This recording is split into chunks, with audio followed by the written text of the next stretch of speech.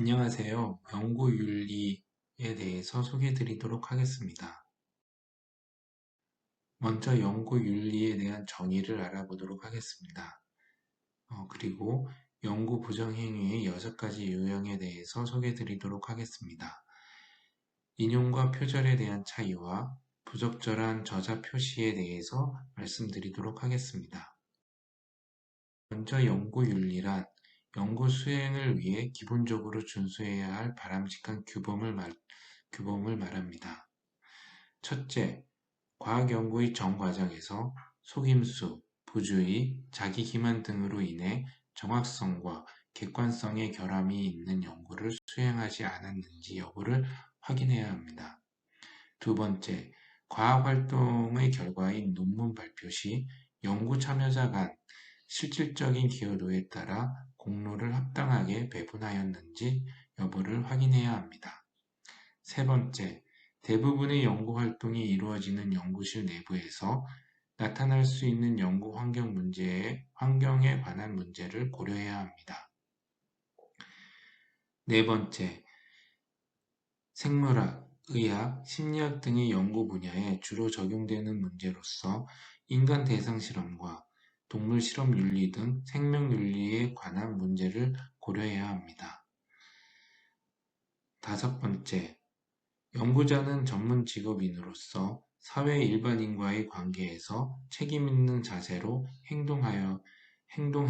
행동하였는지 여부를 확인해야 합니다.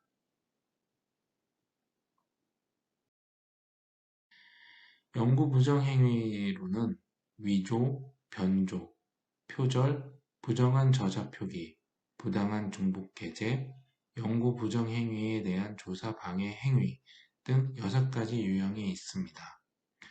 위조는 존재하지 않는 연구 자료, 연구 결과 등을 허위로 만들거나 기록 또는 보고하는 행위를 말합니다. 변조는 연구 재료, 장비, 과정 등을 인위적으로 조작하거나 연구 자료를 임의로 변형, 삭제함으로써 연구 내용 또는 결과를 왜곡하는 행위입니다. 표절은 일반적 지식이 아닌 타인이 독창적인 아이디어로 또는 창작물을 적절한 출처 표시 없이 활용함으로써 제3자에게 자신의 창작물인 것처럼 인식하게 하는 행위를 말합니다. 부정한 저자 표기, 연구 내용 또는 결과에 대하여 공헌 또는 기여를 한 사람에게 정당한 이유 없이 저자 자격을 부여하지 않거나 공헌 또는 기여를 하지 않는 사람에게 감사의 표시 또는 예우 등을 이유로 저자 자격을 부여하는 행위를 말합니다. 부당한 중복 게재, 연구자가 자신의 이전 연구 결과와 동일 또는 실질적으로 유사한 저작물을 출처 표시 없이 게재한 후 연구비를 수령하거나 별도의 연구 업적으로 인정받는 등 부당한 이익을 얻는 행위를 말합니다. 연구 부정 행위에 대한 조사 방해 행위, 본인 또는 타인의 부정 행위에 대한 조사를 고의로 방해하거나 제보자에게 위해를 가하는 행위를 말합니다.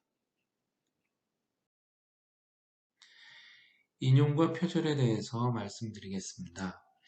인용이란 타인의 아이디어나 저작물을 적절한 인용 부호를 사용하여 출처를 명확하게 밝히면서 이용하는 것을 말합니다. 표절은 타인의 아이디어, 저작물을 적절한 인용 부호 없이 사용하거나 출처를 밝히지 않는 행위를 말하고 미국의 경우에는 동일한 단어가 6개 이상 겹칠 경우 표절로 판정하고 있습니다. 반면 한국의 경우에는 표절에 대한 구체적인 판단 기준은 아직까지 없습니다. 인용에는 크게 직접 인용과 간접 인용으로 구분됩니다. 직접 인용은 원문이 아니면 전달에 오해가 생길 수 있을 때 자신의 견해와 대조되는 원문의 내용을 부각시키고자 할 때 사용됩니다. 간접 인용은 원문을 풀어쓰거나 문장 구조 변경, 다른 표현을 사용하는 등 자신의 언어로 바꿔서 인용하는 것을 말하며 간접 인용을 했을 때에는 본인이 글과 인용한 내용을 구분할 수 있는 형식을 취해야 합니다. 인용의 기본 원칙은 반드시 필요한 경우에만 사용하고 충분한 가치 있을 때만 사용해야 합니다. 만약 사용할 때에는 원저자의 의도를 벗어나지 않고 가능한 짧게 작성을 하고 인용한 추천을 반드시 밝혀야 합니다.